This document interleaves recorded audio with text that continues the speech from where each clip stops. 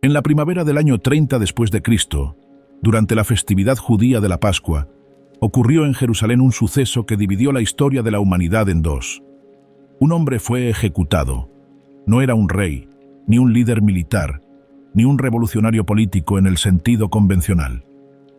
Simplemente un maestro itinerante de Nazaret que había pasado 3 años recorriendo las aldeas de Galilea y Judea, sanando enfermos, enseñando sobre el reino de Dios y afirmando ser el Hijo mismo de Dios. Su muerte debería haber sido el final de su historia. La crucifixión romana fue diseñada para ser definitiva, brutal y definitiva. Era la forma en que Roma decía: esto les pasa a quienes desafían nuestra autoridad. Miles fueron crucificados en todo el imperio. Sus nombres fueron olvidados. Sus movimientos murieron con ellos. Sus seguidores se dispersaron. Pero esta muerte fue diferente. Esta ejecución se convirtió en el evento más analizado, más discutido y más significativo de la historia de la humanidad. Los cristianos afirman que no fue el fin, sino el propósito. No fue una tragedia, sino una victoria. No fue una derrota, sino la salvación. La última semana de la vida de Jesús, desde su entrada triunfal en Jerusalén hasta su resurrección, contiene algunos de los momentos más dramáticos de la Biblia. Multitudes que lo alababan exigían su crucifixión. Discípulos leales huirían aterrorizados. Líderes religiosos que afirmaban servir a Dios condenarían al Mesías que decían esperar. Un gobernador romano que lo declaró inocente ordenaría su ejecución, y una muerte que parecía acabar con todo resultaría ser el comienzo. ¿Qué sucedió realmente durante esos últimos días? No la versión simplificada de la escuela dominical, no las abstracciones teológicas, sino los acontecimientos reales, día a día, hora a hora, tal como se registran en los 4 evangelios. Las presiones políticas, las tensiones religiosas, las emociones humanas, el sufrimiento físico, la guerra espiritual, las implicaciones cósmicas de lo que se desarrollaba en un pequeño rincón del Imperio Romano. Esto no es solo historia antigua. Los cristianos creen que estos eventos determinan el destino eterno de cada persona que ha vivido. Afirman que lo que ocurrió en Jerusalén durante la semana de la Pascua del año 30 después de Cristo fue el cumplimiento de profecías escritas cientos de años antes, la culminación del plan de Dios para reconciliar a la humanidad consigo mismo, el pago por el pecado humano y la derrota de la muerte misma. La historia abarca 8 días. Desde el domingo, cuando Jesús entró en Jerusalén montado en un burro, mientras la multitud lo recibía como rey, hasta el domingo, cuando salió vivo de la tumba, tras haber vencido a la muerte. Cada día trajo acontecimientos dramáticos. Cada acontecimiento tenía múltiples significados. Cada momento se acercaba al clímax que definiría el cristianismo. Los 4 evangelistas, Mateo, Marcos, Lucas y Juan, registraron estos acontecimientos desde diferentes perspectivas, enfatizando distintos detalles y preservando conversaciones distintas. En conjunto, sus relatos crean una imagen completa de la semana más importante de la historia. Esto es lo que realmente sucedió en los últimos días de Jesús, día a día, evento a evento, del triunfo a la traición, del arresto al juicio, de la tortura a la ejecución, de la muerte a la resurrección, la semana que lo cambió todo. Domingo, la entrada triunfal. El camino de Jericó a Jerusalén asciende constantemente a través del desierto de Judea. Se eleva casi 1067 metros sobre 27 kilómetros de terreno rocoso y peligroso. Esta era la ruta que tomaban los peregrinos para viajar a Jerusalén para las festividades. En la primavera del año 30 después de Cristo, miles de personas hacían este viaje para la Pascua, la celebración más importante del calendario judío. Jesús llevaba meses viajando hacia Jerusalén. Había puesto su mirada en la ciudad, registra Lucas, sabiendo lo que le aguardaba allí. Sus discípulos presentían que algo significativo estaba a punto de suceder, aunque no entendían qué. La multitud que lo seguía había aumentado. La emoción crecía. Muchos creían que estaba a punto de establecer su reino, expulsar a los romanos y restaurar la gloria de Israel. El viernes, 6 días antes de la Pascua, Jesús llegó a Betania, un pueblo a unos 3 kilómetros de Jerusalén. Sus amigos María, Marta y Lázaro vivían allí. Este era el mismo Lázaro a quien Jesús había resucitado apenas unas semanas antes. Ese milagro causó sensación. La gente venía de Jerusalén solo para ver a Lázaro, prueba viviente del poder de Jesús sobre la muerte. El sábado, Jesús descansó en Betania. Pero al anochecer, al terminar el sábado, Simón el leproso ofreció una cena para Jesús. Durante la comida, María tomó una libra de ungüento caro de nardo puro, que valía aproximadamente el salario de un año de un trabajador común, y ungió los pies de Jesús con él. Luego se los secó con sus cabellos. La casa se llenó de la fragancia. Judas Iscariote, uno de los 12 discípulos, protestó: ¿por qué no se vendió este ungüento por 300 denarios y se dio a los pobres? El Evangelio de Juan señala que Judas dijo esto no porque le importaran los pobres, sino porque era ladrón. Guardaba la bolsa y solía robarse lo que se echaba en ella. Jesús defendió la acción de María. Déjala, para que lo guarde para el día de mi sepultura, porque a los pobres siempre los tendrán con ustedes, pero a mí no siempre me tendrán. María, lo comprendiera o no, estaba preparando el cuerpo de Jesús para el entierro. En 5 días moriría. Llegó la mañana del domingo. Jesús envió a 2 discípulos a un pueblo con instrucciones específicas. Vayan al pueblo que tienen enfrente y enseguida encontrarán una burra atada y un pollino con ella. Desátenlos y tráiganmelos. Si alguien les dice algo, respondan: el Señor los necesita, y Él los enviará enseguida. Esto cumplió una profecía escrita por Zacarías 500 años antes. Alégrate mucho, hija de Sión, grita en voz alta, hija de Jerusalén. He aquí, tu rey viene a ti, justo y salvador es él, humilde y montado en un asno, en un pollino, hijo de asna. Los reyes montaban a caballo cuando iban a la guerra. Montaban burros cuando venían en son de paz. Al elegir un burro, Jesús estaba dejando una huella. Entraba en Jerusalén como rey, pero no como el rey que el pueblo esperaba. No como un conquistador militar, sino como un gobernante pacífico. No lideraba un ejército, sino que ofrecía salvación. Los discípulos trajeron el asno y el pollino, les pusieron sus mantos encima, y Jesús se sentó sobre ellos. Al comenzar el descenso del Monte de los Olivos hacia Jerusalén, se reunió una gran multitud. Habían oído que venía. Se había corrido la voz de la resurrección de Lázaro. La emoción estaba al máximo. La multitud comenzó a actuar como si estuviera dando la bienvenida a la realeza. Extendieron sus mantos en el camino, cortaron ramas de palmera y las colocaron en el sendero. Esta era la recepción que se les daba a los reyes. Cuando Jehú había sido ungido rey de Israel siglos antes, el pueblo extendió sus mantos debajo de él en los escalones desnudos y tocó la trompeta, proclamándolo rey. Entonces comenzaron los gritos: «Hosana al Hijo de David, bendito el que viene en el nombre del Señor, Hosana en las alturas». Citaban el Salmo 118, un salmo mesiánico usado durante la Pascua. Hosana significaba «salva ahora, oh salva, te rogamos». Aclamaban a Jesús como el Mesías, el Hijo de David, el que restauraría el reino de Israel. Algunos entre la multitud gritaban: «Bendito el reino que viene de nuestro padre David». Otros exclamaban: «Bendito el Rey de Israel». Toda la multitud, repleta de peregrinos de la Pascua, proclamaba a Jesús como rey. Los fariseos entre la multitud estaban alarmados. Esto era una sedición abierta contra Roma. Este tipo de manifestación podría hacer que el ejército romano se desplegara sobre toda la ciudad. Se abrieron paso hasta Jesús y exigieron: «Maestro, reprende a tus discípulos». Jesús respondió: «Les digo que si estos callaran, las piedras clamarían». El momento estaba proféticamente ordenado. No podía detenerse. Incluso si la gente callara, la creación misma proclamaría lo que estaba sucediendo. Al cruzar la cima del Monte de los Olivos y ver Jerusalén, Jesús se detuvo.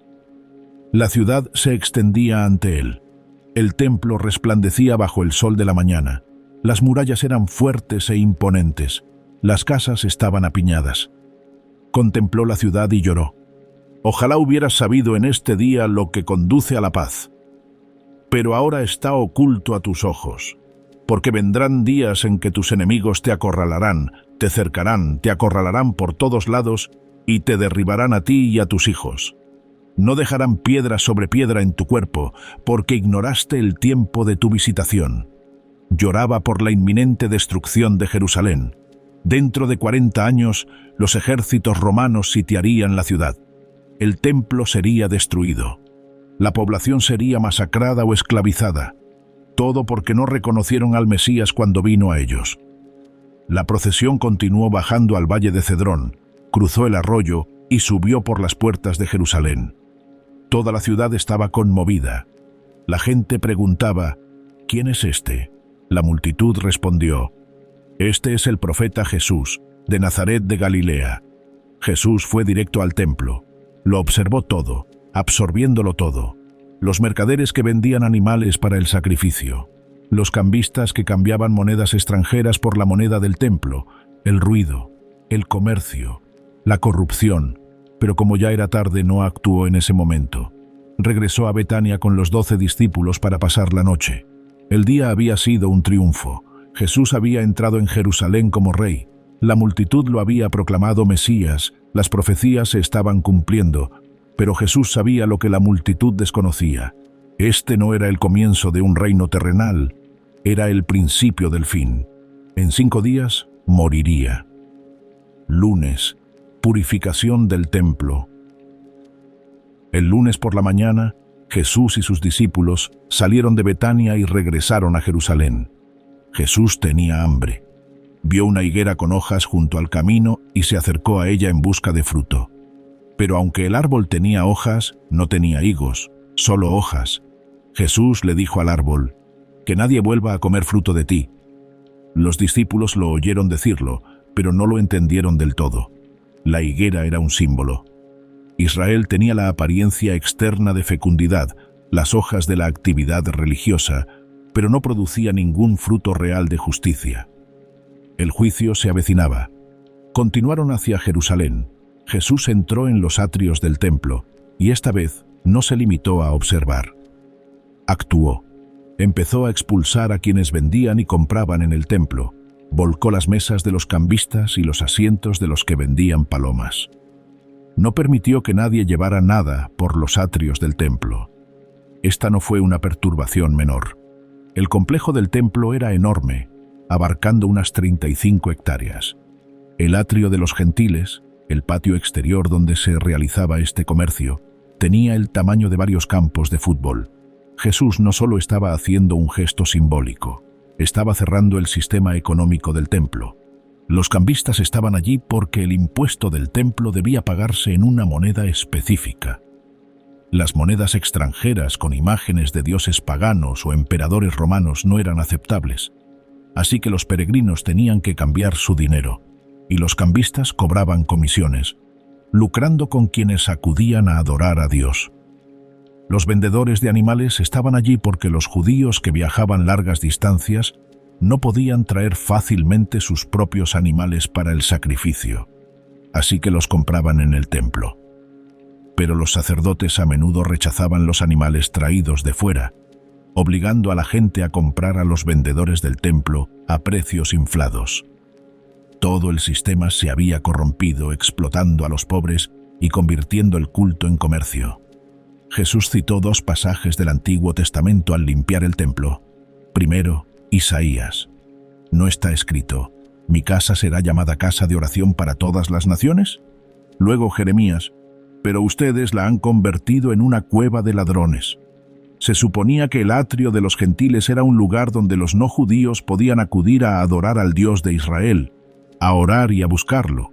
En cambio, se había convertido en un mercado ruidoso y caótico, lo que hacía casi imposible la adoración genuina. Los líderes religiosos habían priorizado las ganancias sobre las personas, el dinero sobre la misión. Los principales sacerdotes y los escribas se enteraron y comenzaron a buscar la manera de destruirlo. Le temían porque toda la multitud estaba asombrada por sus enseñanzas, pero no podían actuar abiertamente. Jesús contaba con el apoyo popular, la gente estaba asombrada por él.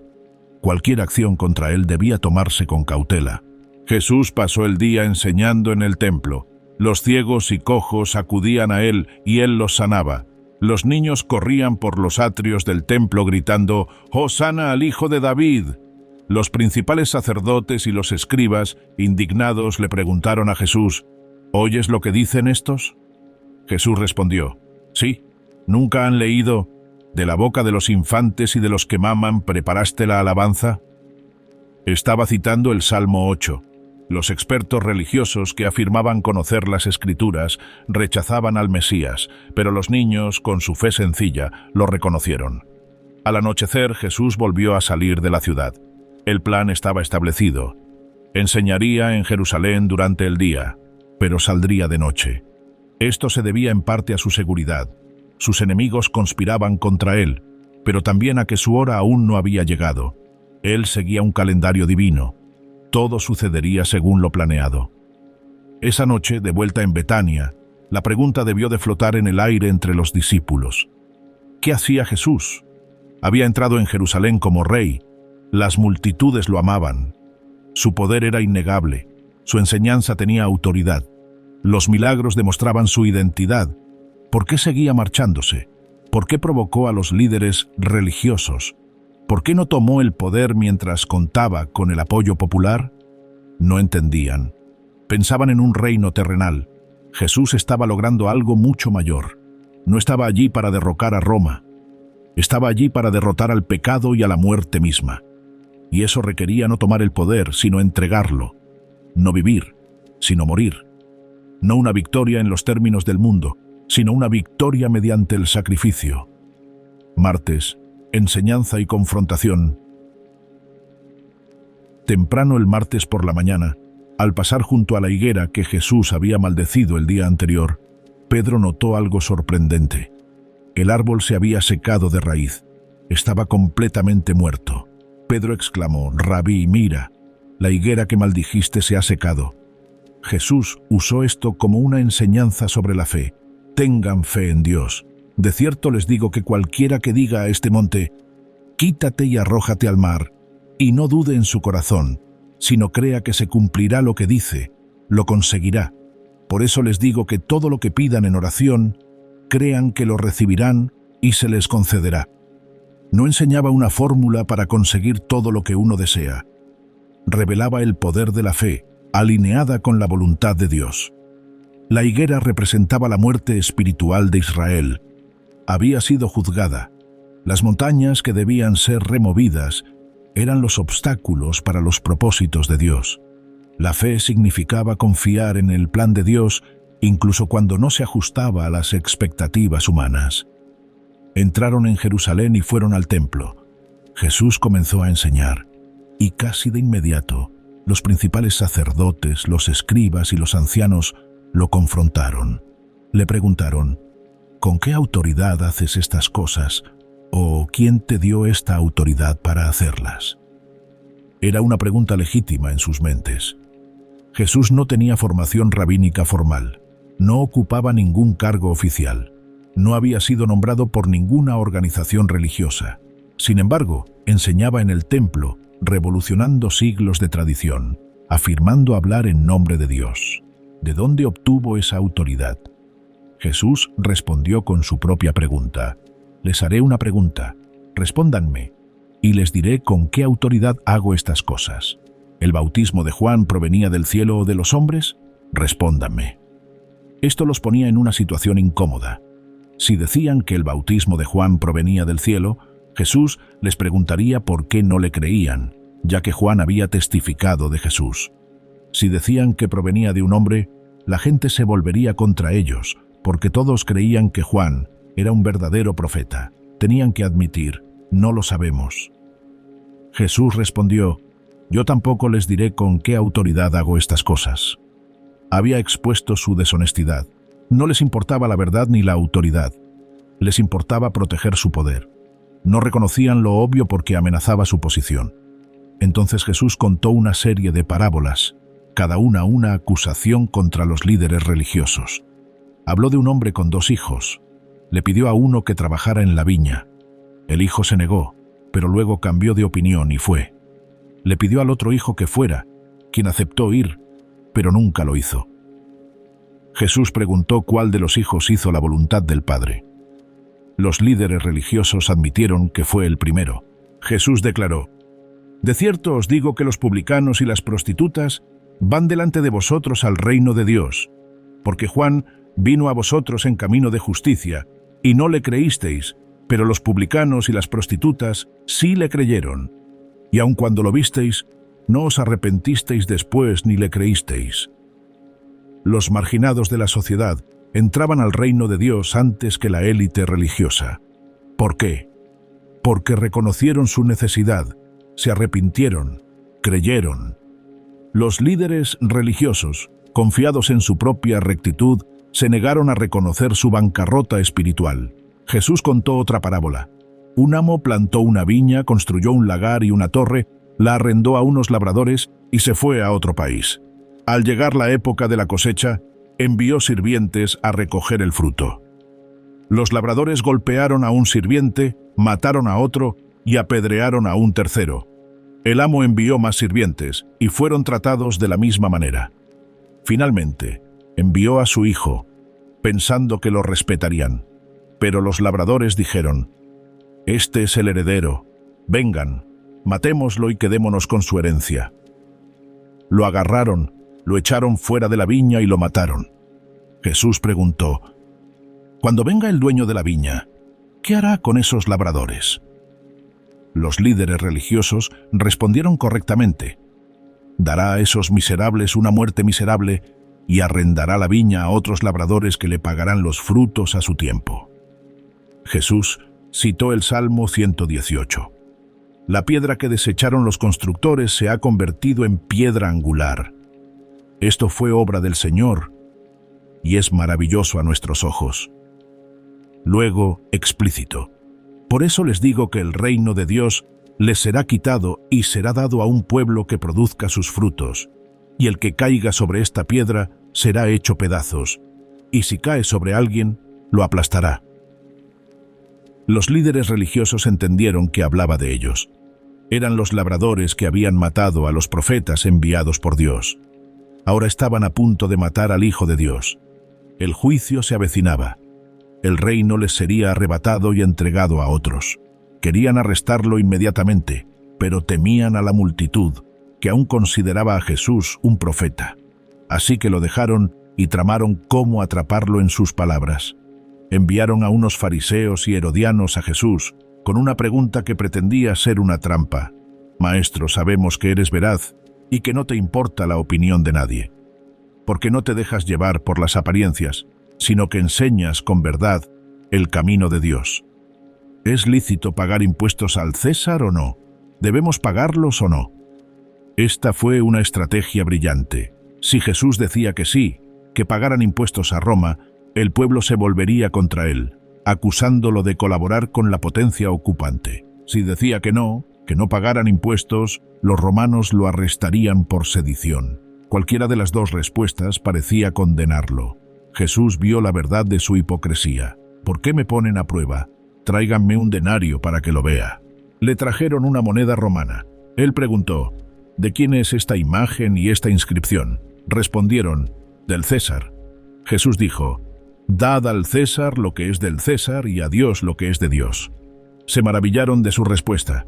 Había escapado de su trampa al enseñar una verdad profunda. Dad al gobierno humano lo que le pertenece. Dad a Dios lo que le pertenece. Y como todo pertenece en última instancia a Dios, incluso nosotros, hechos a su imagen, esto implicaba una devoción total a Dios, respetando al mismo tiempo la autoridad humana. Los saduceos vinieron después. No creían en la resurrección ni en los ángeles, y se centraban únicamente en los primeros 5 libros de Moisés como autoridad. Plantearon una pregunta hipotética sobre una mujer que se casó con 7 hermanos sucesivamente, cada uno muriendo antes de tener hijos, siguiendo la ley del levirato. En la resurrección, cuando resuciten, ¿de cuál de ellos será esposa? Porque los 7 la tuvieron por esposa. Jesús respondió: ¿No es esta la razón por la que te equivocas, porque desconoces las Escrituras y el poder de Dios? Pues cuando resuciten de entre los muertos, ni se casarán ni se darán en matrimonio, sino que serán como ángeles en el cielo. Luego demostró la resurrección con la propia Torá. Y en cuanto a la resurrección de los muertos, ¿no has leído en el libro de Moisés, en el pasaje de la zarza, cómo Dios le habló diciendo: «Yo soy el Dios de Abraham, el Dios de Isaac y el Dios de Jacob»? Él no es Dios de muertos, sino de vivos. Estás completamente equivocado. La multitud quedó asombrada por su enseñanza. Un escriba, impresionado por la precisión con la que Jesús había respondido, preguntó: «¿Cuál es el mandamiento más importante de todos?». Jesús respondió: «El más importante es: escucha, Israel, el Señor nuestro Dios, el Señor uno es. Amarás al Señor tu Dios con todo tu corazón, con toda tu alma, con toda tu mente y con todas tus fuerzas.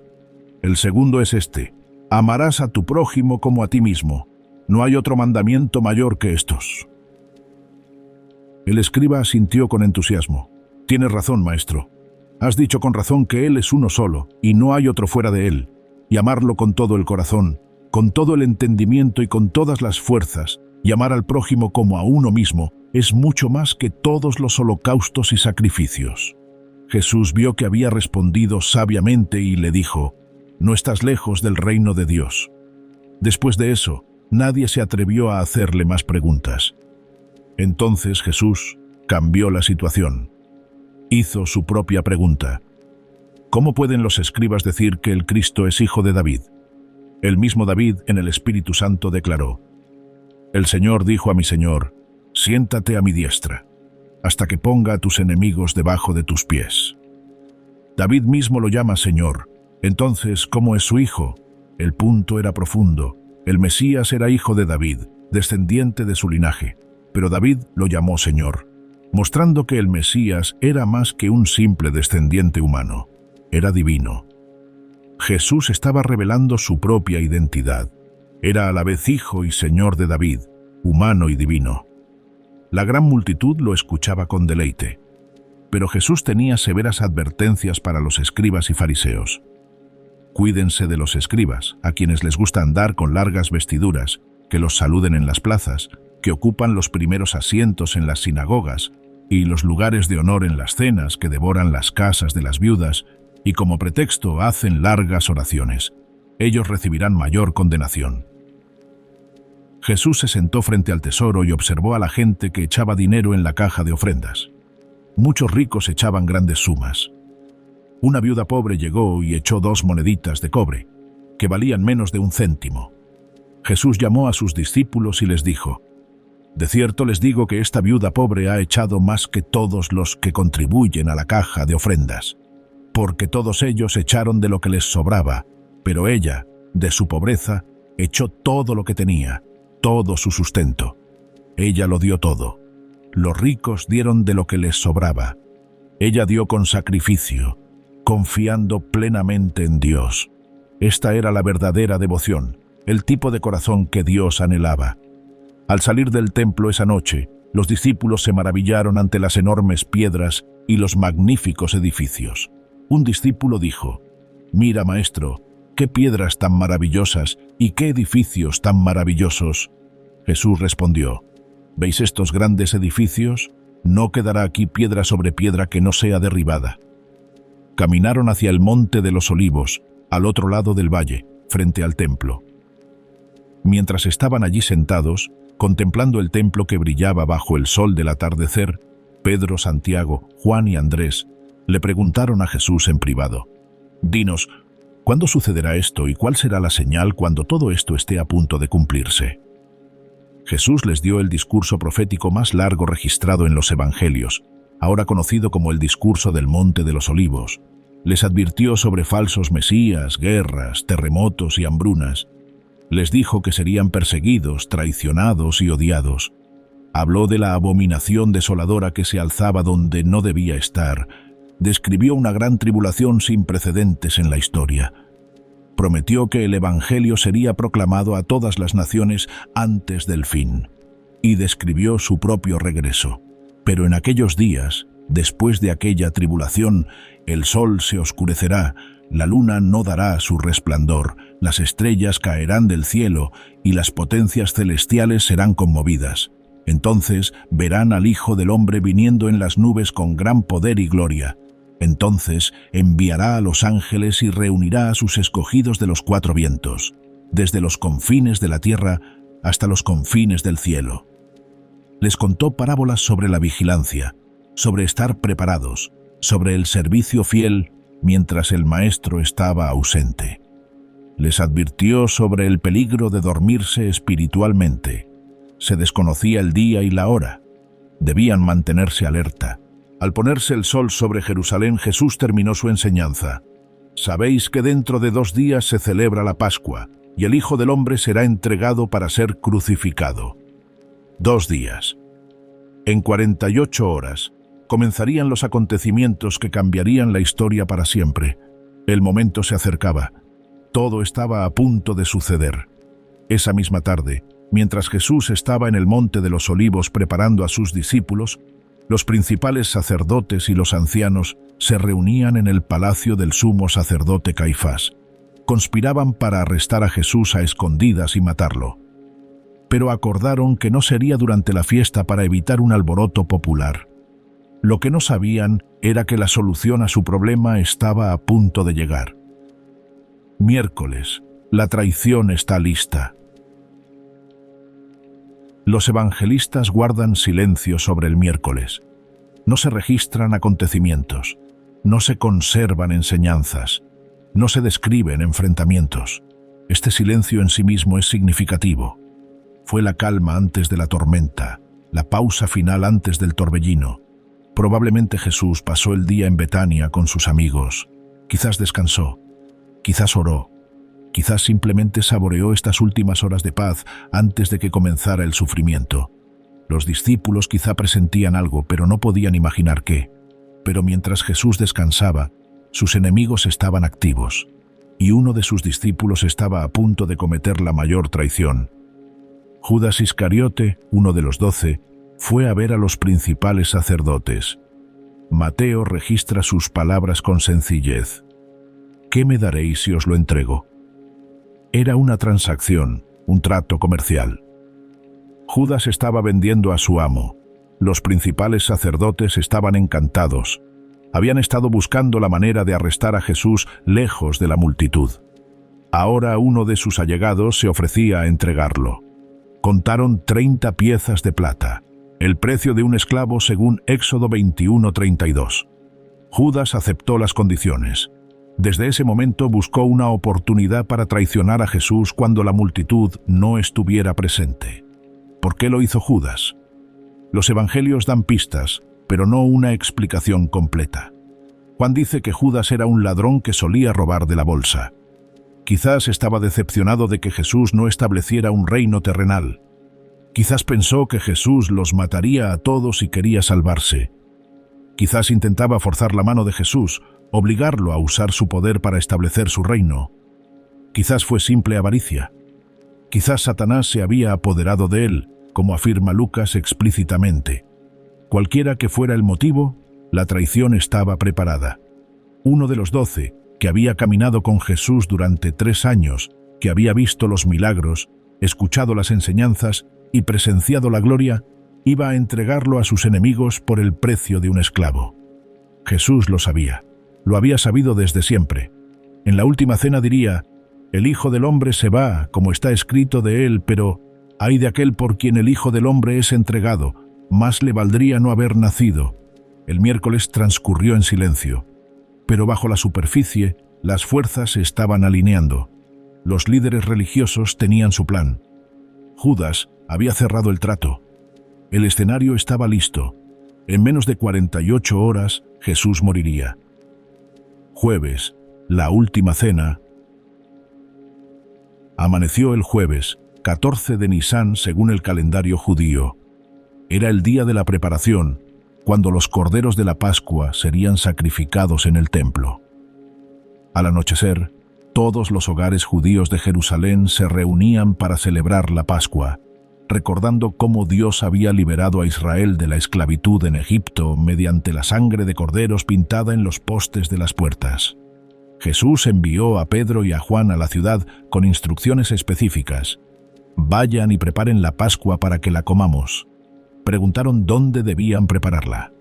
Jesús les dio instrucciones detalladas que demostraban que lo había dispuesto de antemano. Miren, al entrar en la ciudad los encontrará un hombre que lleva un cántaro de agua. Síganlo a la casa donde entre y díganle al dueño de la casa: el maestro te dice, ¿dónde está el aposento donde pueda comer la Pascua con mis discípulos? Él les mostrará un gran aposento alto ya dispuesto. Prepárenlo allí. Pedro y Juan fueron y encontraron todo tal como Jesús les había dicho: el hombre del cántaro, la casa, el aposento alto, y prepararon la cena de Pascua. Al anochecer Jesús llegó con los 12 discípulos.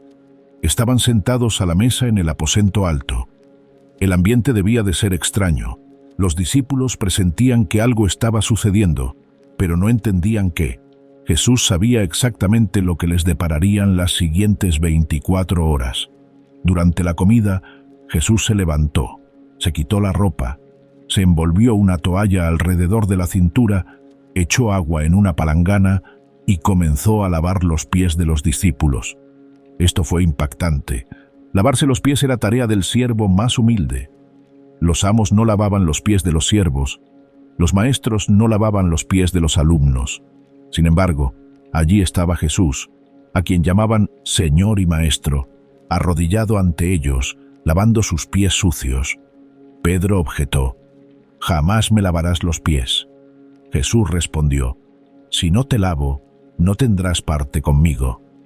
Pedro, como era habitual en él, reaccionó exageradamente: «Señor, no solo mis pies, sino también mis manos y mi cabeza». Jesús explicó: «El que se ha bañado no necesita lavarse, excepto los pies, pues está completamente limpio. Y vosotros estáis limpios, aunque no todos». Él sabía quién lo traicionaría. Después de lavarles los pies y ponerse la ropa, les explicó lo que había hecho. ¿Entienden lo que les he hecho?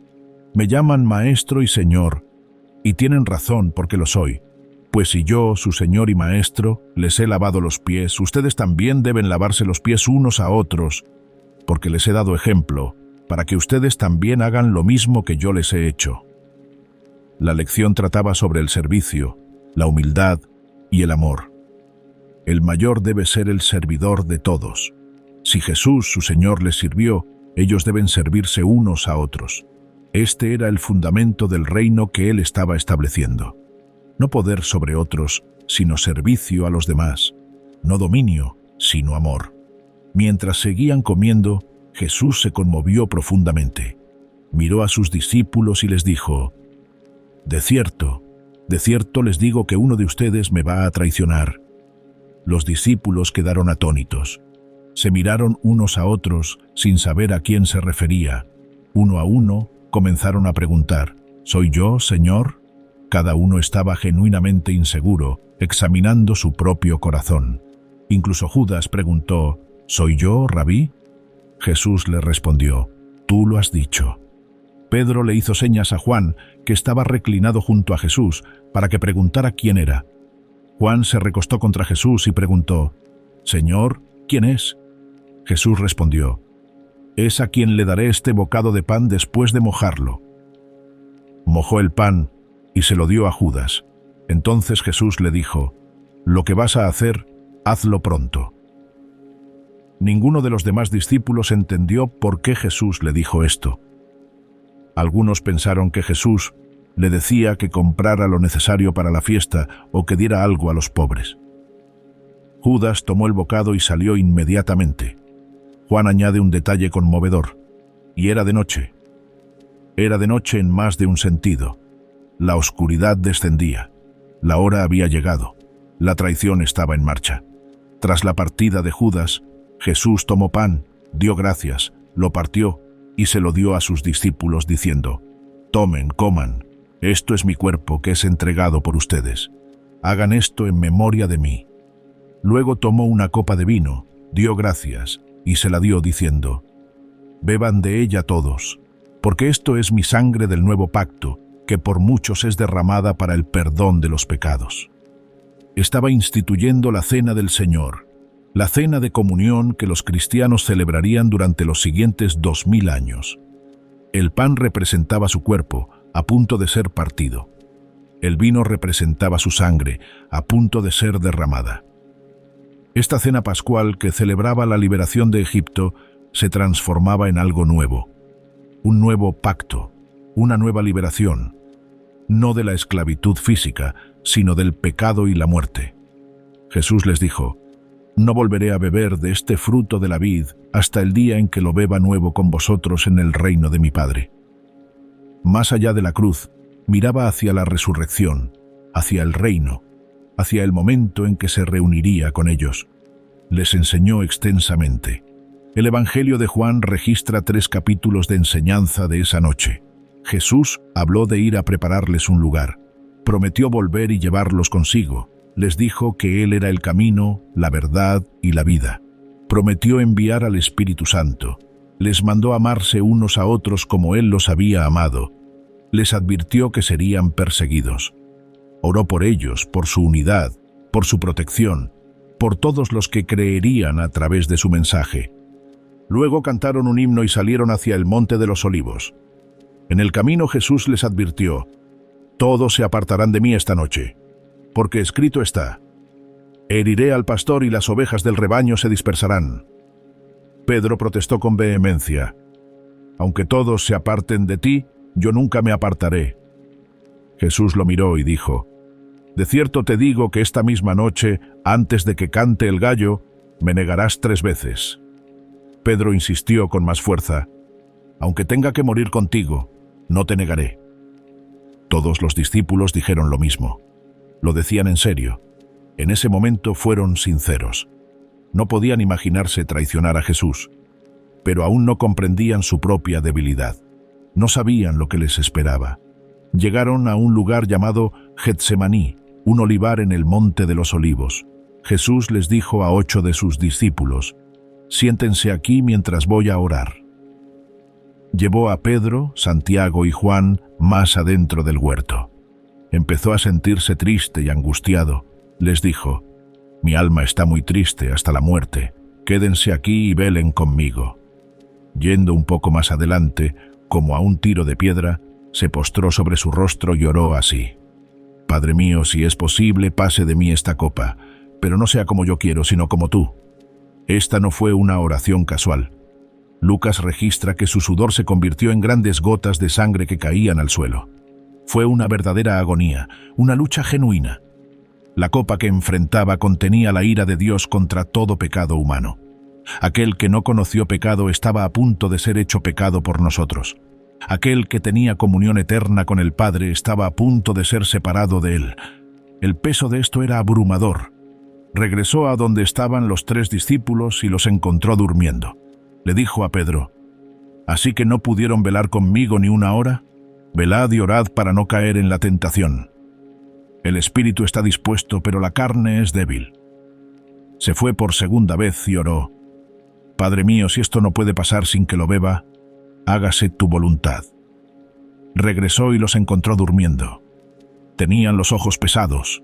Los dejó, se fue de nuevo y oró por tercera vez, diciendo las mismas palabras. Luego se acercó a los discípulos y les dijo: «Duerman y descansen más tarde. Miren, la hora está cerca, y el Hijo del Hombre es entregado en manos de pecadores. Levántense, vámonos. Miren, mi traidor está cerca». Mientras aún hablaba, llegó Judas. Iba al frente de una gran multitud armada con espadas y palos, enviada por los principales sacerdotes y los ancianos. Judas les había dado una señal: «Al que yo bese, ese es, apresadlo». Judas se acercó a Jesús y le dijo: «Saludos, Rabí», y lo besó. Fue el mayor acto de hipocresía, usar el saludo de amor y respeto como señal de traición. Jesús le dijo: «Judas, ¿con un beso traicionas al Hijo del Hombre?». Luego preguntó a la multitud: «¿A quién buscan?». Respondieron: «A Jesús de Nazaret». Jesús dijo: «Yo soy». Cuando dijo «yo soy», retrocedieron y cayeron al suelo. No fue casualidad. Jesús estaba demostrando su poder. No se lo llevaban contra su voluntad. Se entregaba voluntariamente. Volvió a preguntar: ¿A quién buscan? Dijeron, a Jesús de Nazaret. Jesús respondió, les he dicho que soy yo. Así que, si me buscan a mí, dejen ir a estos hombres. Esto fue para que se cumpliera lo que había dicho. De los que me diste no perdí ninguno. Pedro sacó una espada e hirió al siervo del sumo sacerdote, cortándole la oreja derecha. El siervo se llamaba Malco. Jesús le dijo, guarda tu espada, porque todo el que tome la espada, a espada perecerá. ¿Acaso piensas que no puedo implorar a mi Padre y que Él me enviaría inmediatamente más de 12 legiones de ángeles? ¿Cómo entonces se cumplirían las Escrituras que así debe ser? Entonces Jesús tocó la oreja del sirviente y la sanó. Incluso durante su arresto, mostró compasión y poder. Le dijo a la multitud, ¿han salido como contra un ladrón, con espadas y palos para capturarme? Día tras día me sentaba en el templo enseñando, y no me prendieron. Pero todo esto ha sucedido para que se cumplieran las Escrituras de los profetas. Entonces todos los discípulos lo dejaron y huyeron.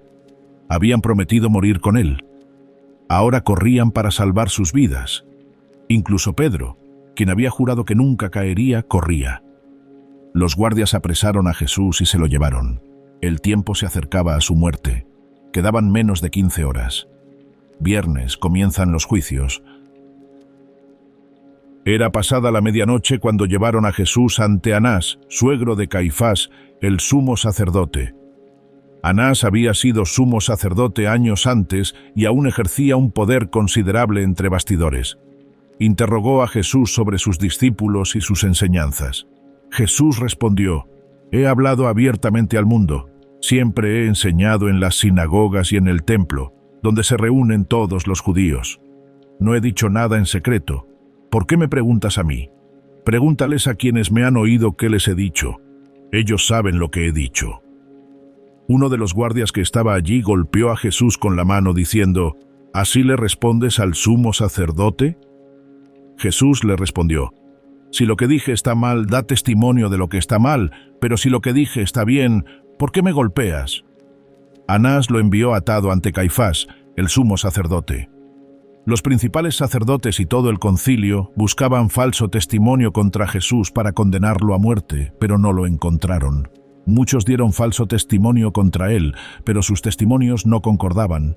La ley de Moisés exigía al menos 2 testigos para concordar en una sentencia de muerte. El concilio no pudo encontrar ni siquiera 2 que pudieran corroborar sus versiones. Finalmente 2 testigos se presentaron y dijeron, este hombre dijo, puedo destruir el templo de Dios y reconstruirlo en 3 días. Esto tergiversaba lo que Jesús realmente había dicho. Había hablado de su cuerpo como el templo, afirmando que si lo destruían, lo levantaría en 3 días. Pero los testigos tergiversaron sus palabras para que parecieran una amenaza contra el templo literal. Caifás se levantó y dijo, ¿no tienes nada que responder? ¿Qué testifican estos hombres contra ti? Pero Jesús guardó silencio. Estaba cumpliendo Isaías 53:7. Como cordero llevado al matadero, y como oveja que ante sus trasquiladores enmudece, así no abrió la boca. Entonces el sumo sacerdote le dijo, te conjuro por el Dios viviente, dinos si eres tú el Cristo, el Hijo de Dios. Este era el momento. Esta era la pregunta que lo encendía todo. Jesús le respondió, tú lo has dicho. Pero yo te digo que desde ahora verás al Hijo del Hombre sentado a la diestra del poder y viniendo sobre las nubes del cielo. Afirmaba ser el Mesías, afirmaba ser divino. Se aplicaba a sí mismo la profecía de Daniel 7 sobre la venida del Hijo del Hombre en las nubes del cielo. Declaraba que sería exaltado a la diestra de Dios y que regresaría en gloria. Caifás se rasgó las vestiduras y declaró, «Ha blasfemado. ¿Qué más testigos necesitamos? Ya han oído su blasfemia. ¿Cuál es su juicio?» Respondieron, «Es digno de muerte». Entonces le escupieron en la cara y lo golpearon. Otros lo abofetearon diciendo, «Profetízanos, Cristo, ¿quién te golpeó?» Le vendaron los ojos y lo golpearon burlándose de él. Los líderes religiosos de Israel estaban insultando al Mesías que decían estar esperando. Mientras esto sucedía adentro, Pedro estaba abajo, en el patio. Los había seguido de lejos tras huir de Getsemaní. Quería ver qué le sucedería a Jesús, pero se quedó afuera, intentando pasar desapercibido entre los sirvientes y guardias que se calentaban junto al fuego. Una criada lo vio y lo observó atentamente. Dijo: «Este hombre también estaba con él». Pedro lo negó. «Mujer, no lo conozco». Un poco después, alguien más lo vio y dijo: «¿Tú también eres uno de ellos?». Pedro respondió: «Hombre, no lo soy». Pasó como una hora. Otra persona insistió: «Sin duda este hombre también estaba con él, pues es Galileo». Pedro dijo: «Hombre, no sé de qué hablas». Enseguida, mientras aún hablaba, cantó el gallo. El Señor se volvió y miró a Pedro. Pedro recordó la palabra del Señor, como le había dicho: «Antes de que cante el gallo hoy, me negarás 3 veces». Pedro salió y lloró amargamente. Había cumplido cada palabra de su promesa. Sinceramente, había tenido la intención de morir con Jesús. Pero cuando llegó el momento, el miedo venció su fidelidad. Había negado a su Señor 3 veces. La vergüenza y la culpa debieron ser devastadoras. Al amanecer del viernes, el concilio se reunió oficialmente. Necesitaban una decisión formal a plena luz del día para que el proceso fuera legal. Le preguntaron de nuevo a Jesús: «Si eres el Cristo, dínoslo». Jesús respondió: «Si os lo digo, no creeréis, y si os pregunto, no responderéis. Pero desde ahora el Hijo del Hombre se sentará a la diestra del poder de Dios». Todos dijeron: «¿Entonces eres tú el Hijo de Dios?». Jesús respondió: «Tú lo dices». Dijeron: «¿Qué más testimonio necesitamos? Nosotros mismos lo hemos oído de sus propios labios». Ya tenían su veredicto. Jesús había afirmado ser el Hijo de Dios. En su opinión, esto era una blasfemia que merecía la muerte. Pero tenían un problema. Judea estaba bajo ocupación romana. El Consejo Judío no podía ejecutar a nadie sin la aprobación romana. Tendrían que llevar a Jesús ante Pilato, el gobernador romano. Cuando Judas vio que Jesús había sido condenado, sintió remordimiento. Devolvió las 30 piezas de plata a los principales sacerdotes y a los ancianos, diciendo: «He pecado entregando sangre inocente». Ellos respondieron: «¿Qué nos importa a nosotros? Encárgate tú». Judas arrojó la plata al templo, salió y se ahorcó. Los principales sacerdotes recogieron las monedas y dijeron: «No es lícito echarlas al tesoro, pues es precio de sangre». Usaron el dinero para comprar el campo del alfarero como sepultura para extranjeros. Mateo señala que esto cumplió la profecía de Jeremías. Y tomaron las 30 piezas de plata, precio de aquel sobre quien fue puesto precio por algunos de los hijos de Israel, y las dieron para el campo del alfarero, como me ordenó el Señor. El traidor estaba muerto, pero el traicionado aún vivía, aunque no por mucho tiempo. Viernes por la mañana, ante Pilato y Herodes, llevaron a Jesús desde la casa de Caifás hasta la sede del gobernador. Era de madrugada. Los líderes judíos no entrarían en la sede porque entrar en un edificio gentil los haría ceremonialmente impuros para la Pascua. La ironía era evidente. Eran escrupulosos con la pureza ritual mientras asesinaban al Hijo de Dios. Poncio Pilato salió a donde ellos estaban y les preguntó: «¿Qué acusación traen contra este hombre?». Ellos respondieron: «Si este hombre no hiciera nada malo, no se lo habríamos entregado». Pilato dijo: «Tomadlo vosotros y juzgadlo según vuestra ley». Los judíos respondieron: «No nos es lícito dar muerte a nadie». Necesitaban la autoridad romana para ejecutar a Jesús. Juan señala que esto era para cumplir lo que Jesús había dicho sobre la clase de muerte que iba a sufrir. La crucifixión era un método romano. Si los judíos lo hubieran ejecutado, lo habrían hecho por lapidación. Pero la profecía declaraba que el Mesías sería traspasado, con heridas en las manos y los pies. La crucifixión, no la lapidación, cumpliría estas profecías. Comenzaron a acusarlo. «Hemos encontrado a este hombre extraviando a nuestra nación, prohibiéndole pagar tributo al César y afirmando que él mismo es Cristo, un rey». Eran mentiras. Jesús nunca había prohibido pagar impuestos al César. De hecho, había dicho que se diera al César lo que era del César. Pero los líderes judíos sabían que las acusaciones religiosas no le importarían a Pilato. Necesitaban acusaciones políticas, así que acusaron a Jesús de rebelión contra Roma. Pilato volvió a entrar y mandó llamar a Jesús. Le preguntó: ¿Eres tú el rey de los judíos? Jesús respondió: ¿Dices esto por tu propia cuenta o te lo dijeron otros de mí? Pilato respondió: ¿Soy acaso judío? Tu propia nación y los principales sacerdotes te han entregado a mí. ¿Qué has hecho? Jesús respondió: Mi reino no es de este mundo. Si mi reino fuera de este mundo, mis servidores pelearían para que yo no fuera entregado a los judíos, pero mi reino no es de este mundo. Pilato dijo: ¿Luego eres rey? Jesús respondió: Tú dices que soy rey. Para esto nací y para esto vine al mundo, para dar testimonio de la verdad.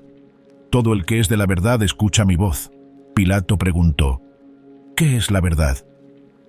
Era una pregunta cínica de un hombre que llevaba años en la política y el poder. No esperó la respuesta, sino que regresó a la sala donde estaban los líderes judíos y les dijo: No encuentro en él ningún delito. Los principales sacerdotes y los ancianos se indignaron.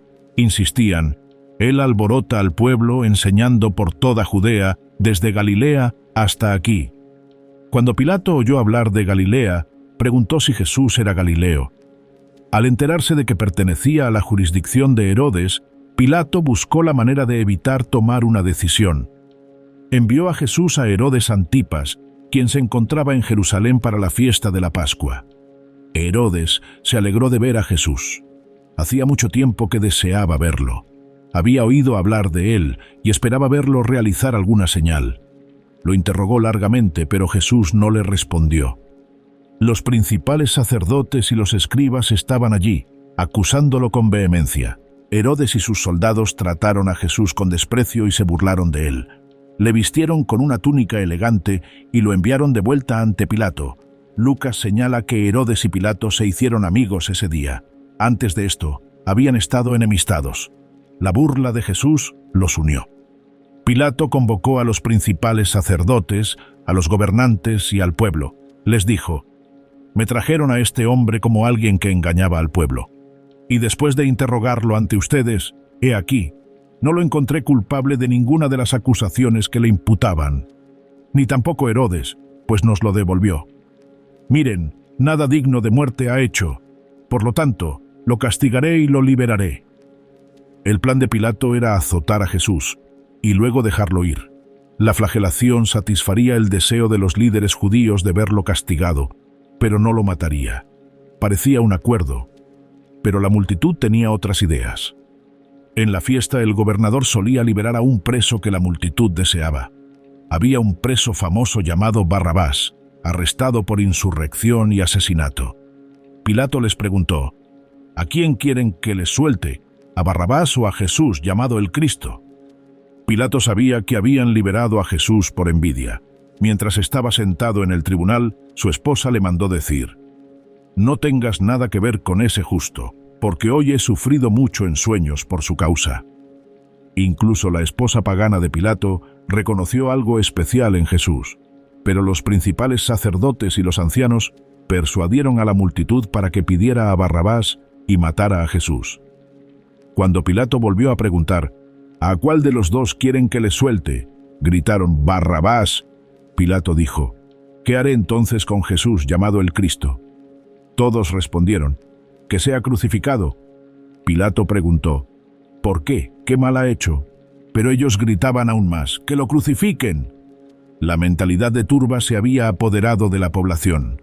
Las mismas multitudes que habían recibido a Jesús en Jerusalén apenas 5 días antes, gritando «¡Hosana!», ahora gritaban «¡Crucifícalo!».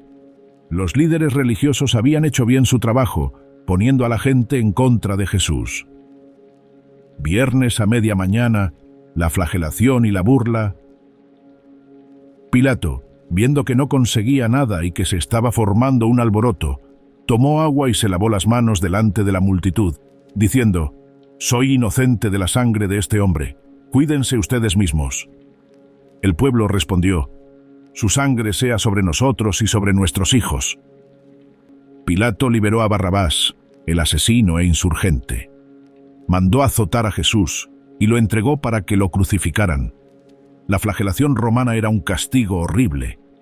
La víctima era desnudada y atada a un poste. Los soldados usaban un flagelo, un látigo con múltiples hilos de cuero, cada uno con fragmentos de hueso y metal incrustados. El látigo desgarraba la piel, los músculos y el tejido. Muchas víctimas morían solo por la flagelación. Quienes sobrevivían a menudo quedaban con la espalda destrozada y el cuerpo en estado de shock. Isaías había profetizado sobre el sufrimiento del Mesías. Como muchos se asombraron de ti, su apariencia quedó desfigurada, más allá de cualquier semejanza humana, y su aspecto más allá del de los hijos de los hombres. La flagelación cumplió esta profecía. Jesús fue golpeado hasta que apenas parecía humano, pero la tortura física no fue suficiente para los soldados. Tejieron una corona de espinas y se la pusieron en la cabeza. Le vistieron con un manto púrpura, burlándose de su pretensión de ser rey. Se acercaron a él y le dijeron: «Salve, rey de los judíos», y lo golpearon con las manos. Le escupieron, tomaron una caña y lo golpearon en la cabeza, clavándole las espinas aún más en el cuero cabelludo. Pilato sacó a Jesús con la corona de espinas y el manto púrpura y dijo a la multitud: «Miren al hombre». Quizás Pilato pensó que ver a Jesús tan brutalmente golpeado saciaría el deseo de sangre de la multitud. Pero cuando los sumos sacerdotes y los alguaciles lo vieron, gritaron: «¡Crucifícalo! ¡Crucifícalo!». Pilato dijo: «Tomadlo vosotros y crucificadlo, porque no encuentro ningún delito en él». Los judíos respondieron: «Tenemos una ley, y según esa ley debería morir, porque se ha proclamado Hijo de Dios». Al oír esto, Pilato sintió aún más miedo. Regresó a su cuartel general y le preguntó a Jesús: «¿De dónde eres?». Pero Jesús no le respondió. Pilato le dijo: «¿No me hablarás? ¿No sabes que tengo autoridad para soltarte y autoridad para crucificarte?». Jesús le respondió: «No tendrías ninguna autoridad sobre mí si no te fuera dada de arriba. Por eso, el que a ti me entregó, mayor pecado tiene». Pilato intentó soltarlo, pero los judíos gritaron: «Si sueltas a este hombre no eres amigo del César. Todo el que se hace rey se opone al César». Esta fue la amenaza que quebró la resistencia de Pilato. Ser acusado de no ser amigo de César, ser reportado como tolerante de la rebelión, podría costarle a Pilato su puesto, o incluso la vida. La supervivencia política se impuso a la justicia. Pilato sacó a Jesús y lo sentó en el tribunal, en el lugar llamado El Enlosado, en arameo Gábata. Era alrededor de la hora sexta, cerca del mediodía. Pilato dijo a los judíos: «He aquí a vuestro rey», y gritaban: «¡Fuera, fuera, crucifícalo!». Pilato dijo: «¿A vuestro rey voy a crucificar?». Los principales sacerdotes respondieron: «No tenemos más rey que César». Este fue el rechazo definitivo. Los líderes religiosos de Israel, que afirmaban servir al Dios de Abraham, Isaac y Jacob, que esperaban al Mesías prometido por los profetas, declararon que su único rey era César, un emperador pagano que afirmaba ser divino. Rechazaron al Hijo de Dios en favor del emperador de Roma. Pilato entregó a Jesús para ser crucificado. Viernes por la tarde, la crucifixión. Los soldados se hicieron cargo de Jesús. Lo obligaron a cargar su propia cruz, o al menos la viga horizontal, que pesaría entre 34 y 57 kilos. En su estado de debilidad, tras los azotes y los golpes, esto era casi imposible. Lo sacaron para ser crucificado. Una gran multitud lo seguía, incluyendo mujeres que lloraban y se lamentaban por él. Jesús se volvió hacia ellas y les dijo: «Hijas de Jerusalén, no lloren por mí, sino lloren por ustedes mismas y por sus hijos, porque he aquí vienen días en que dirán: bienaventuradas las estériles, los vientres que no dieron a luz, y los pechos que no criaron. Entonces empezarán a decir a los montes: caigan sobre nosotros, y a las colinas: cubrannos. Porque si hacen esto con la leña verde, ¿qué pasará con la seca?». Profetizaba la destrucción inminente de Jerusalén. Si los romanos le hicieron esto a él, el inocente, ¿qué le harían a la ciudad culpable cuando llegara el juicio? Al salir, encontraron a un hombre de Cirene, llamado Simón, y lo obligaron a llevar la cruz de Jesús. Jesús estaba demasiado débil para llevarla hasta el final. Lo llevaron al lugar llamado Gólgota, que significa lugar de la calavera. Era una colina fuera de las murallas de la ciudad, probablemente llamada así por su apariencia de calavera. Allí era donde Roma ejecutaba a los criminales, donde las cruces se alzaban como advertencia para cualquiera que desafiara la autoridad imperial. Le ofrecieron a Jesús vino mezclado con mirra, un analgésico suave, pero cuando lo probó, no lo bebió. Enfrentaría la muerte con plena conciencia, experimentando cada instante de sufrimiento. Eran las 9 de la mañana cuando lo crucificaron. La crucifixión era el método de ejecución más brutal de Roma, diseñado para el máximo dolor y la humillación pública. La víctima era desnudada. Le clavaban clavos en las muñecas y los pies. Levantaban la cruz y dejaban a la víctima colgando, asfixiándose lentamente mientras el peso de su cuerpo presionaba su pecho. La muerte podía durar horas o incluso días. Crucificaron a 2 ladrones junto con Jesús, uno a su derecha y otro a su izquierda. Jesús quedó colgado entre 2 criminales, cumpliendo así la profecía de Isaías de que sería contado entre los transgresores. Pilato mandó escribir una inscripción y la colocó en la cruz. Decía: Jesús de Nazaret, Rey de los Judíos, escrita en arameo, latín y griego. Los principales sacerdotes protestaron ante Pilato: no escribas el Rey de los Judíos, sino: este hombre dijo, soy Rey de los Judíos.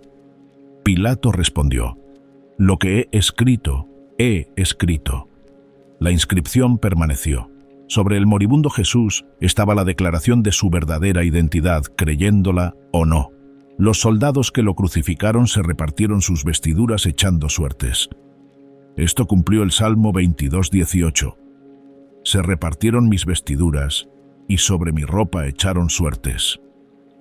La gente que pasaba lo insultaba, meneando la cabeza y diciendo: tú que destruyes el templo y en 3 días lo reconstruyes, sálvate a ti mismo. Si eres hijo de Dios, baja de la cruz. Los principales sacerdotes, los escribas y los ancianos se burlaron de él. A otros salvó, a sí mismo no puede salvarse. Es el Rey de Israel. Que baje ahora de la cruz, y creeremos en él. Confía en Dios, que Dios lo libre ahora si así lo desea. Porque dijo: soy el Hijo de Dios. No lo entendieron. Él pudo haber bajado de la cruz. Tenía poder para hacerlo, pero si se salvó a sí mismo, no pudo salvar a la humanidad. La razón por la que no bajó fue porque los amaba, incluso a quienes se burlaban de él. Él moría en su lugar, cargando con el castigo por sus pecados. Incluso uno de los ladrones crucificados con él se unió a la burla. Pero el otro lo reprendió: ¿acaso no temes a Dios estando bajo la misma sentencia de condenación? Y nosotros a la verdad con justicia, pues recibimos lo que merecemos por nuestras obras. Pero este hombre nada malo ha hecho. Entonces dijo: Jesús, acuérdate de mí cuando vengas en tu reino. Jesús le respondió: de cierto te digo que hoy estarás conmigo en el paraíso. En sus últimas horas, Jesús seguía salvando gente. Este criminal, que no podía hacer nada para ganarse la salvación, que no tenía tiempo para reformar su vida ni para hacer buenas obras, fue salvado por la simple fe. Reconoció quién era Jesús, pidió ser recordado y recibió la promesa del paraíso. Junto a la cruz estaban María, la madre de Jesús, su hermana, María, la esposa de Cleofás, y María Magdalena. Juan, el discípulo amado, también estaba allí. Cuando Jesús vio a su madre y al discípulo a quien amaba de pie cerca, le dijo a su madre: «Mujer, ahí tienes a tu hijo». Luego le dijo al discípulo: «Ahí tienes a tu madre». Desde ese momento, Juan acogió a María en su casa. Incluso en su agonía, Jesús se preocupaba por el futuro de su madre. Al mediodía, la oscuridad cubrió toda la tierra hasta las 3 de la tarde. Esto no fue un eclipse. La Pascua tuvo lugar durante la luna llena, cuando los eclipses son imposibles.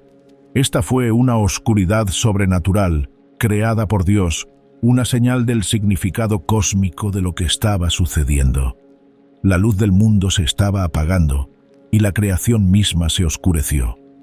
Alrededor de las 3 de la tarde, Jesús clamó a gran voz: Elí, Elí, lama sabactani, que significa: Dios mío, ¿por qué me has abandonado?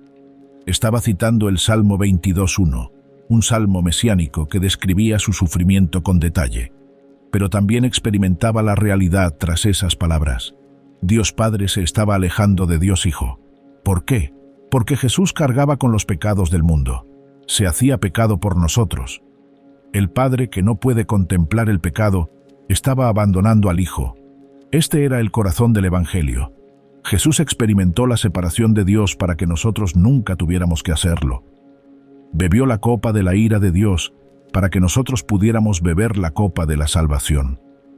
Fue abandonado para que nosotros pudiéramos ser aceptados. Algunos que estaban allí lo malinterpretaron, pensando que llamaba a Elías. Uno de ellos corrió, empapó una esponja en vinagre, la puso en una caña y se la dio a beber. Después de esto, sabiendo que todo había terminado, Jesús dijo: «Tengo sed». Esto cumplió otra profecía del Salmo 69:21. «Para mi sed me dieron a beber vino agrio». Entonces Jesús dijo: «Consumado es». La palabra griega es «damnao», que significa «pagado por completo». Era un término usado cuando una deuda estaba completamente saldada. La obra de redención estaba completa. El precio del pecado humano había sido pagado por completo.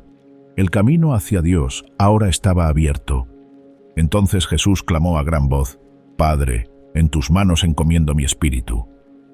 Dicho esto, expiró. El Hijo de Dios estaba muerto. En ese momento, el velo del templo se rasgó en dos, de arriba a abajo.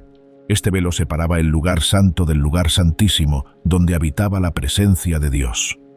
Solo el sumo sacerdote podía entrar, y solo una vez al año, en el día de la expiación.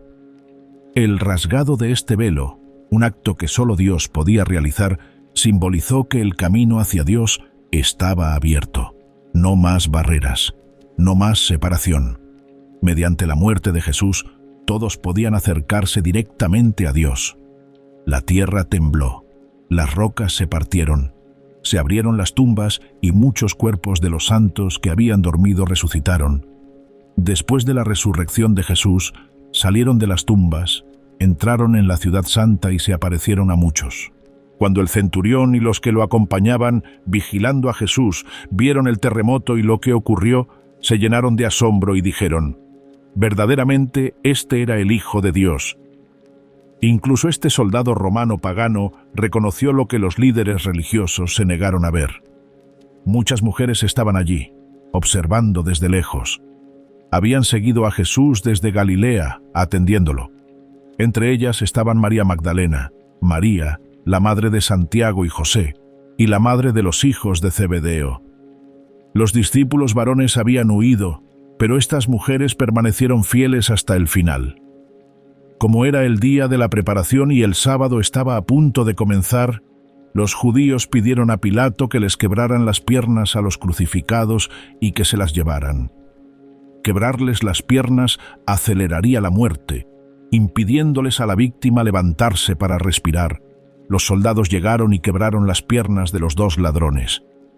Pero cuando llegaron a Jesús y vieron que ya estaba muerto, no le quebraron las piernas. En cambio, uno de los soldados le atravesó el costado con una lanza y al instante salió sangre y agua. Juan, quien presenció esto, testificó que era cierto. Las piernas intactas cumplieron Éxodo 12:46 sobre el Cordero Pascual. No quebrarás ninguno de sus huesos. La perforación cumplió Zacarías 12:10. Mirarán hacia mí, a quien traspasaron. Viernes por la noche, el entierro. Al anochecer, un hombre rico de Arimatea llamado José, quien también era discípulo de Jesús, fue a Pilato y le pidió el cuerpo de Jesús. José era miembro del concilio, un hombre bueno y justo que no había consentido en su decisión ni en su acción. Había estado esperando el reino de Dios. Pilato se sorprendió de que Jesús ya estuviera muerto. Llamó al centurión y le preguntó si ya había muerto. Cuando el centurión le confirmó que sí, le entregó el cadáver a José. Nicodemo, el que había visitado a Jesús de noche al principio de su ministerio, también acudió. Trajo una mezcla de mirra y áloe, unas 75 libras. Tomaron el cuerpo de Jesús y lo envolvieron en lienzos con las especias aromáticas, según la costumbre funeraria de los judíos. En el lugar donde crucificaron a Jesús había un huerto, y en el huerto un sepulcro nuevo, donde aún no habían puesto a nadie. José había excavado este sepulcro en la roca. Como era el día de la preparación y el sepulcro estaba cerca, pusieron allí a Jesús. Hicieron rodar una gran piedra a la entrada del sepulcro y se fueron. María Magdalena y María, la madre de José, vieron dónde lo ponían. Al día siguiente, sábado de reposo, los principales sacerdotes y los fariseos se reunieron ante Pilato. Dijeron: «Señor, recordamos cómo aquel impostor dijo estando aún vivo: después de 3 días resucitaré. Por lo tanto, ordena que se asegure el sepulcro hasta el 3er día, no sea que sus discípulos vayan, lo roben y digan al pueblo: ha resucitado de entre los muertos, y el último fraude sea peor que el primero». Pilato les dijo: «Tenéis una guardia de soldados, id y aseguradla lo mejor que podáis». Fueron y aseguraron el sepulcro, sellando la piedra y poniendo una guardia. Jesús estaba muerto, sepultado, vigilado. Sus seguidores estaban dispersos, escondidos por el miedo. Sus enemigos creían haber ganado. La gran amenaza había sido eliminada. El movimiento moriría. Todo volvería a la normalidad. No podrían haber estado más equivocados. La mayor victoria de la historia estaba a punto de sucederse. El viernes no era el final. El domingo se acercaba. Domingo por la mañana, la resurrección. El sábado transcurrió lentamente. Los discípulos se escondieron tras puertas cerradas, temerosos de que las autoridades vinieran a buscarlos. Las mujeres que habían seguido a Jesús descansaron según el mandamiento, esperando a que terminara el sábado para ungir su cuerpo debidamente. El domingo por la mañana, muy de mañana, mientras aún estaba oscuro, María Magdalena, María, la madre de Santiago y Salomé, compraron especias y fueron al sepulcro. Se decían unas a otras: ¿quién nos quitará la piedra de la entrada del sepulcro? Era una piedra grande, demasiado pesada para moverla. Al amanecer, hubo un gran terremoto. Un ángel del Señor descendió del cielo, se acercó, removió la piedra y se sentó sobre ella. Su aspecto era como un relámpago y su ropa blanca como la nieve. Los guardias temblaron y de miedo quedaron como muertos. Cuando las mujeres llegaron, encontraron la piedra ya removida. El sepulcro estaba abierto. Entraron, pero no encontraron el cuerpo del Señor Jesús. Mientras estaban perplejas por esto, he aquí, 2 hombres se pararon junto a ellas con vestiduras resplandecientes. Las mujeres, aterrorizadas, inclinaron el rostro hasta el suelo. Los ángeles les dijeron: «¿Por qué buscan entre los muertos al que vive? No está aquí, sino que ha resucitado. Recuerden cómo les dijo, estando aún en Galilea, que el Hijo del Hombre debía ser entregado en manos de hombres pecadores, ser crucificado y resucitar al 3er día». Las mujeres recordaron sus palabras.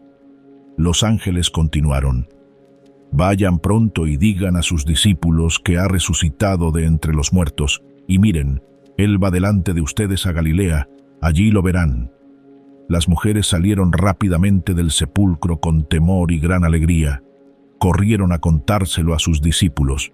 Pero María Magdalena fue a ver a Simón, Pedro y a Juan y les dijo: «Se han llevado al Señor del sepulcro y no sabemos dónde lo han puesto». Pedro y Juan corrieron al sepulcro. Juan, siendo más joven, corrió más rápido que Pedro y llegó primero al sepulcro.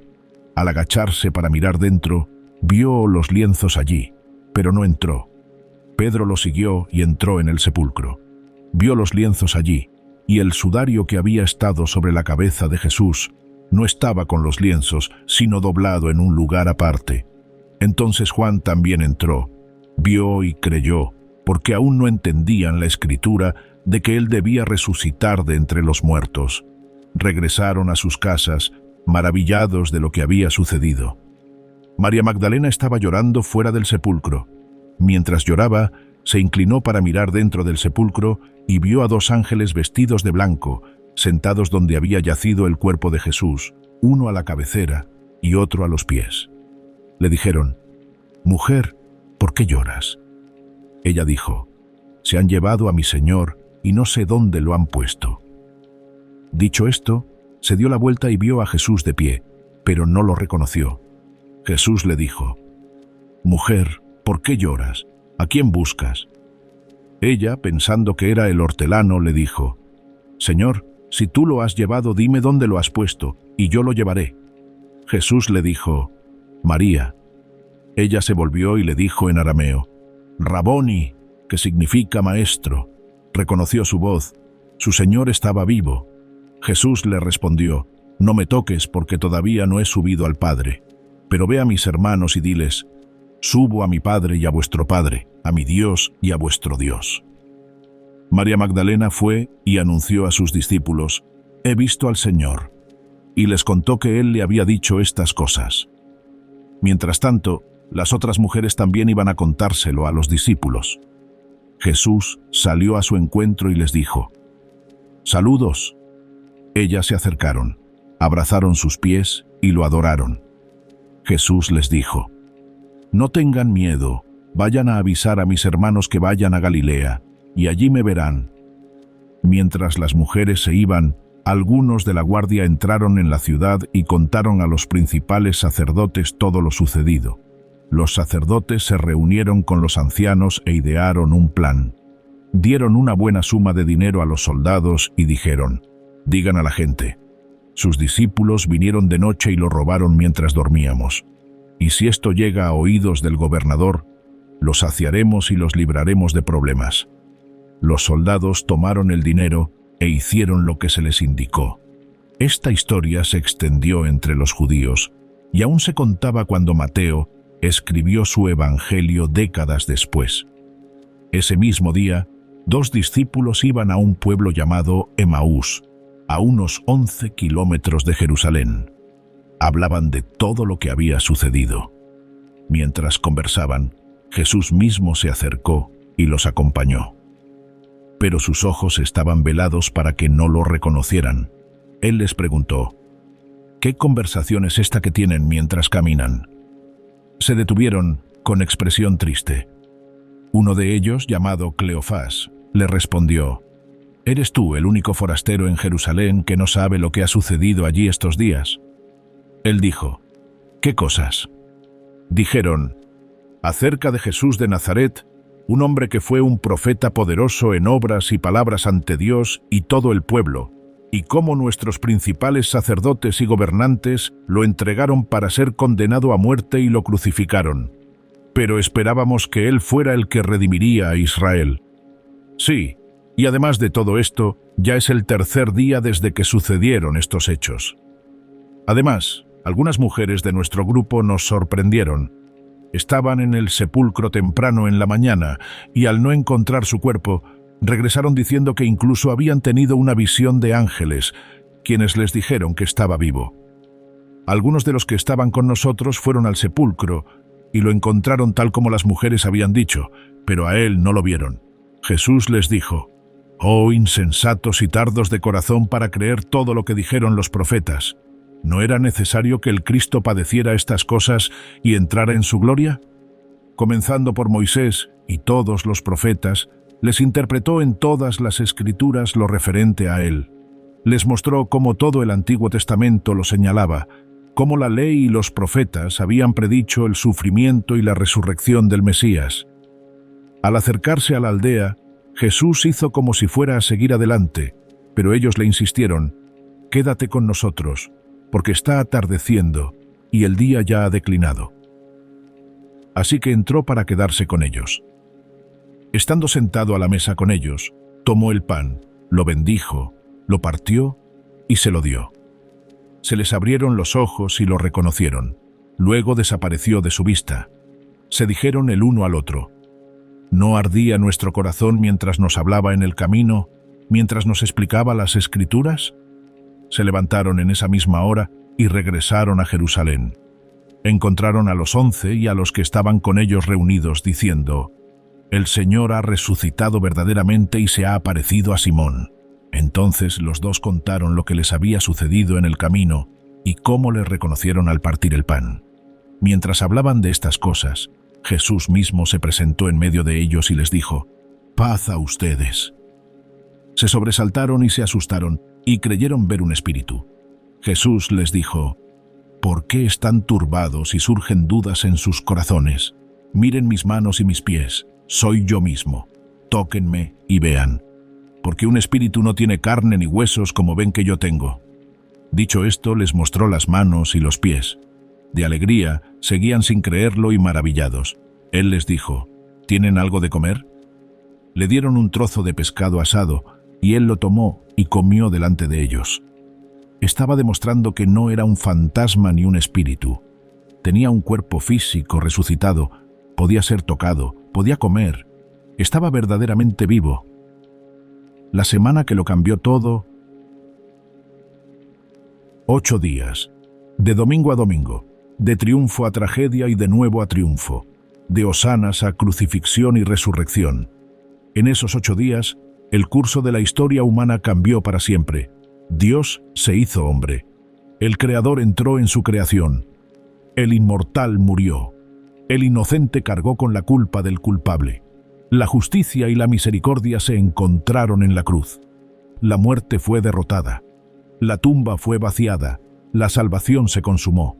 Los discípulos que habían huido atemorizados el viernes, pronto proclamarían este mensaje con valentía. Serían golpeados, encarcelados y martirizados por su testimonio. Nunca se retractarían. ¿Por qué? Porque sabían lo que habían visto. Jesús estaba vivo. La muerte había sido vencida. El Evangelio era verdadero. Los últimos días de Jesús no fueron el fin, sino el principio. La cruz no fue una derrota, sino una victoria. La tumba no fue una tumba, sino una puerta a la vida eterna. Jesús dijo: «Yo soy la resurrección y la vida. El que cree en mí, aunque muera, vivirá, y todo aquel que vive y cree en mí, no morirá eternamente».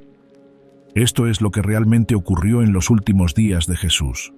No es un mito, no es una leyenda, no es un símbolo, es historia, eventos reales, sufrimiento real, muerte real y resurrección real. La pregunta no es qué sucedió. Los evangelistas lo registraron claramente. La pregunta es qué haremos con lo sucedido. ¿Creeremos? ¿Confiaremos en aquel que murió por nosotros y resucitó? ¿Seguiremos a aquel que venció a la muerte? Esa es la pregunta que estos 8 días plantean a todo aquel que escucha la historia. Y es la pregunta más importante que cualquier persona afrontará jamás.